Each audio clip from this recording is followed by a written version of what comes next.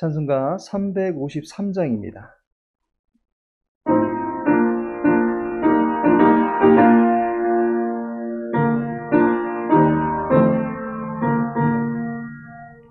십자가 근동되어서 예수를 따를 때 무서워하는 마음으로 주 모른 채 할까. 나의 주 그리스도 나를 속량했으니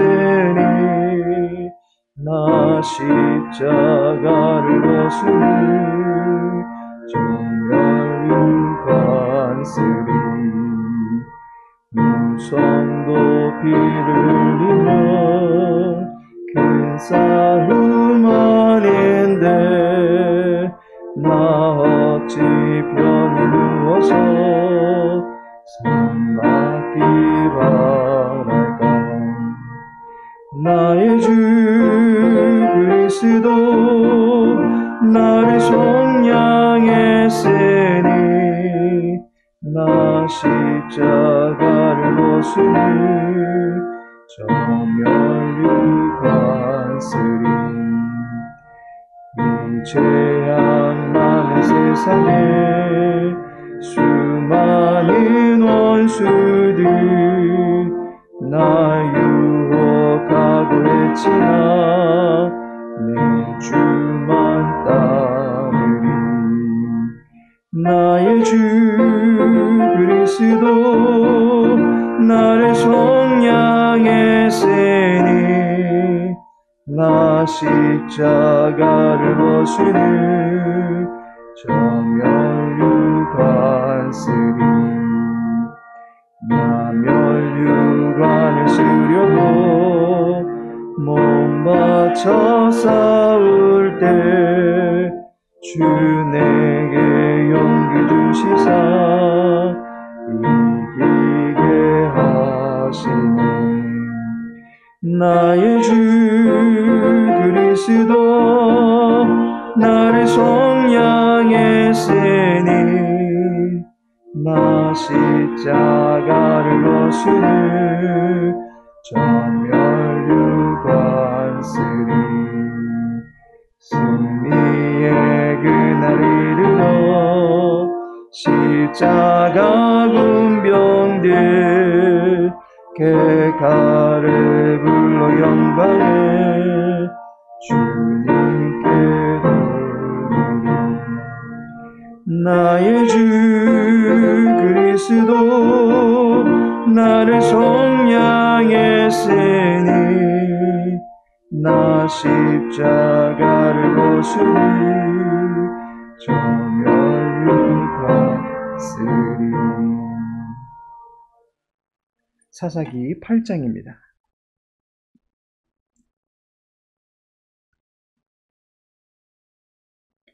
사사기 8장 18절에서 21절까지의 말씀입니다.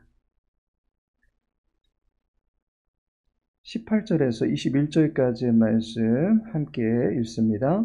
이에 그가 세바와 살문나에게 말하되 너희가 다볼에서 죽인 자들은 어떠한 사람들이더냐 하니 대답하되 그들이 너와 같아서 하나같이 왕자들의 모습과 같더라 하니라. 그가 이르되 그들은 내 형제들이며 내 어머니의 아들들이니라. 여호와께서 살아계심을 두고 맹세하노니 너희가 만일 그들을 살렸더라면 나도 너희를 죽이지 아니하였으리라 하고 그의 맏아들 여델에게 이르되 일어나 그들을 죽이라 하였으나 그 소년이 그의 칼을 빼지 못하였으니 이는 아직 어려서 두려워함이었더라. 세바와 살문나가 이르되 네가 일어나 우리를 치라. 사람이 어떠하면 그의 힘도 그러하니라 하니 기드온이 일어나 세바와 살문나를 죽이고 그들의 낙타목에 있던 초승달 장식들을 떼어서 가지니라. 아멘. 오늘 본문의 말씀 통해서 치라라는 제목으로 말씀 나누고자 합니다. 사사기 7장 1절에서는 전쟁의 선봉장으로 선 사람이 여룻바알이라고 하는 기드온이다라고 소개한 바 있습니다.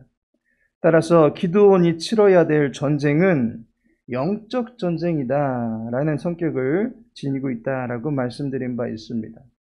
여룻바알이라 함은 바알과 더불어 다툰다라는 의미를 지닙니다. 바알의 제단을 무너뜨려 버린 기드온을 두고서 벌어지는 전쟁은 여호와와 바알 중에 누가 참신인가라고 하는 것을 가려내는 영적 전쟁이 된 것입니다. 바알과 더불어서 다투던 기드온이 죽어버린다면 바알이 참신이 되는 것입니다. 하지만 기드온이 죽지 않는다면 여호와가 참신으로 입증되는 것입니다. 영적 전쟁의 성격을 지닌 이 전쟁이 오늘에서야 비로소 대단원의 막을 내리게 됩니다. 그 결과는 뻔한 것이겠지만 기드온의 승리로 돌아가게 됩니다. 이로 인해서 여호와 하나님께서 참 하나님이심을 다시 한번 증거하게 됩니다. 그런데 흥미있는 사실은 전쟁의 마지막 부분에 가서는 다양한 심판으로 끝이 나고 있는 것을 보게 됩니다. 먼저는 숫곳과 브누엘 심판이 나타납니다. 숫곳과 브누엘 거민들이 도움을 요청하던 기드온의 그 피곤한 병사들을 도와주지 않았습니다. 도리어 그 병사들을 조롱했었습니다. 세바와 살문나만을 믿고 활개치던 숫곳과 브누엘 사람들은 결국 기드온의 손에 심판을 당합니다. 죽임을 당하고 그들의 망대가 허물어져 버리고 맙니다. 강자의 권세를 힘입어 보려 했던 기회주의적인 태도는 결국 기드온의 칼날에 무너지고 말았던 것입니다. 두 번째로 세바와 살문나에 대한 심판이 나오는 것을 보게 됩니다. 18절을 보시면 기드온의 질문이 나옵니다. 이에 그가 세바와 살문나에게 말하되 너희가 다볼에서 죽인 자들은 어떤 사람들이더냐 하니 라고 말씀하고 있습니다. 다볼에서 벌어진 학살에 관한 이야기는 성경에서 다루고 있지 않습니다. 하지만 기드온의 기억 속에는 새겨져 있습니다. 세바와 살문나를 소나기에 잡아놓고 기드온은 그때 일을 상기시킵니다. 그리고 묻습니다. 다볼에서 어떤 사람들을 죽였느냐? 세바와 살문나가 기드온에게 대답합니다. 그들이 너와 같이 왕자의 모습을 하고 있었다라고 이야기합니다. 기드온은 19절에 보니 그가 이르되 그들은 내 형제들이며 내 어머니의 아들들이니라. 여호와께서 살아계심을 두고 맹세하노니 너희가 만일 그들을 살렸더라면 나도 너희를 죽이지 아니하였으리라 하고 라고 말하고 있습니다. 이처럼 사사 기드온의 전쟁 막판에서는 전쟁을 최종적으로 마무리 지으면서 심판이 이루어지는 것을 보게 됩니다. 심판이 처단하면 끝이다라고 볼 수 있겠지만 합리적이지 않은 심판은 탄압받게 될 수밖에 없습니다. 각각의 심판에는 정당한 사유가 있는 것입니다. 따라서 이 심판들을 통해서 우리에게 주고 있는 교훈이 있습니다. 먼저 숫곳과 브누엘에게 행한 심판을 통해서 인생을 의지하지 말라라는 교훈을 우리들에게 전해주고 있습니다. 숫곳과 브누엘 방백들이 세바와 살문나만을 믿고 기드온을 쌀쌀맞게 대했습니다. 그러더니만 결국 세바와 살문나가 기드온의 포로가 되어버린 것을 보게 됩니다. 하루아침에 황금 면류관에서 개털 모자를 쓰고 있는 것으로 바뀐 것을 보게 됩니다. 근래에 시사를 들어서 표현하자면 루나 비트만 믿다가 하루아침에 모조리 백지가 되어서 거지가 된 꼴입니다. 믿고 의지하던 것이 무너지자 덩달아서 그대로 멸망당하게 되는 숫곳과 브누엘을 보게 되면서 우리는 인생을 의지하거나 인생의 권력을 동경할 필요가 없다라고 하는 것을 다시 한번 깨닫게 됩니다. 사사기 기자는 이 심판을 통해서 언제 어떻게 변할지 모르는 인생들을 의지하지 말고 여호와 하나님만을 경외하라, 여호와만을 의지하고 그분만을 신뢰하라라고 하는 것을 강조하고 있는 것입니다. 두 번째로 세바와 살문나에게 행한 심판을 통해서는 패자의 비참함이 무엇인지 우리들에게 가르쳐 주고 있습니다. 영적 전쟁의 패자가 되면 어떤 결과를 받게 됩니까? 그 첫 번째가 행한 일이 드러나게 됩니다. 너희가 다볼에서 죽인 자들이 어떤 자들인가? 기드온의 신문에 대해서 세바와 살문나는 조서를 써야만 했던 것입니다. 다볼에서 행한 그들의 행위들을 낱낱이 고백해야만 했습니다. 그들의 입술로 고백되는 모든 행위들은 결국 자기 자신을 한 올 얽어매는 오랏줄이 되고 말았던 것입니다. 두 번째로는 패배를 당하게 되면 수치를 당하게 되어 있습니다. 20절 말씀에 보니 그의 맏아들 여델에게 이르되 일어나 그들을 죽이라 하였으나 그 소년이 그의 칼을 빼지 못하였으니 이는 아직 어려서 두려워함이었더라 라고 말씀하고 있습니다. 거대한 민족을 휘어잡을 만한 큰 권세와 엄청난 군대를 이끌 만한 강력한 힘을 가졌었던 세바와 살문나가 이제 보니 칼도 제대로 빼지 못하는 어린아이의 소나기에서 그 목숨이 왔다 갔다 하는 그런 상황이 된 것입니다. 굉장히 수치스러운 상황입니다. 칼도 제대로 못 쥐는 어린아이의 손에 그동안 용사로서의 용맹을 떨쳤던 자신의 생명을 내놓아야 한다라는 것입니다. 왕이 어린아이의 장난질에 운명을 달리할 수도 있는 이런 아이러니하면서도 유머스러운 상황이 펼쳐졌습니다. 그러나 세바와 살문나에게는 전쟁에서 장렬하게 영웅스러운 죽음을 맞지 못하고 아이의 장난질에 죽게 될지도 모를 수치스러운 상황을 겪게 된 것을 보게 됩니다. 마지막으로 죽임을 당한다라는 것입니다.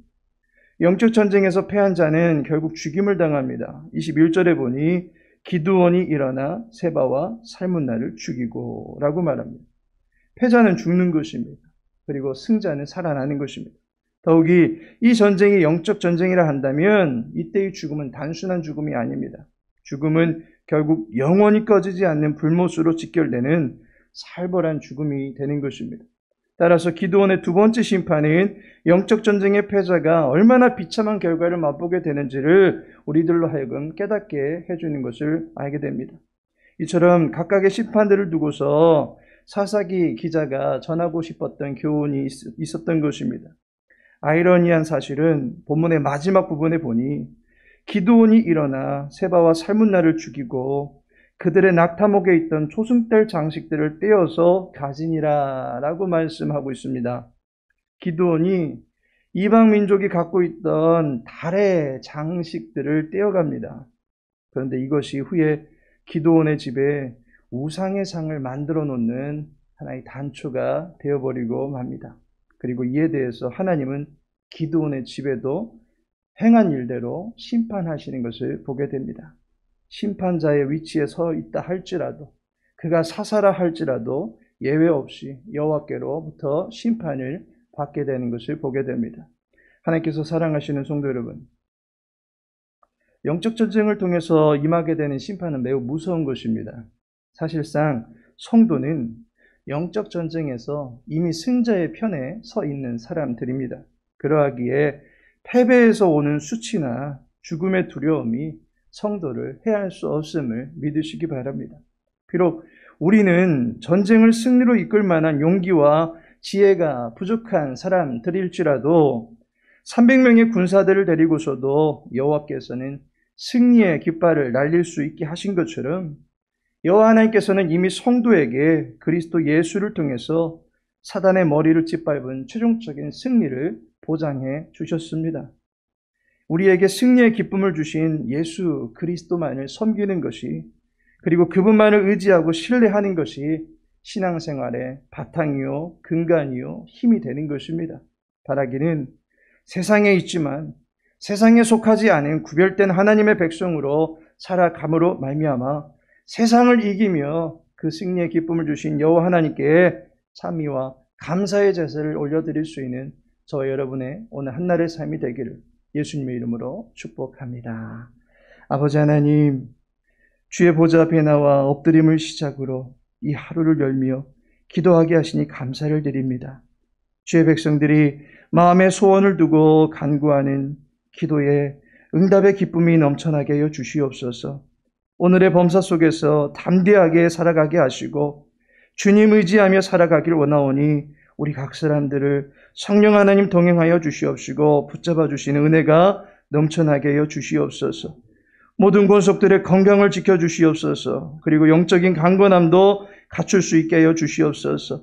여호와의 용사들 되게 하여 주시옵시고 선한 싸움 싸워나갈 때마다 세상 가운데 지혜롭고 명철하고 현숙하게 살아갈 수 있도록 인도하여 주시옵소서. 오늘 한날의 모든 삶을 주님께 의탁하며 예수님의 이름으로 기도합니다.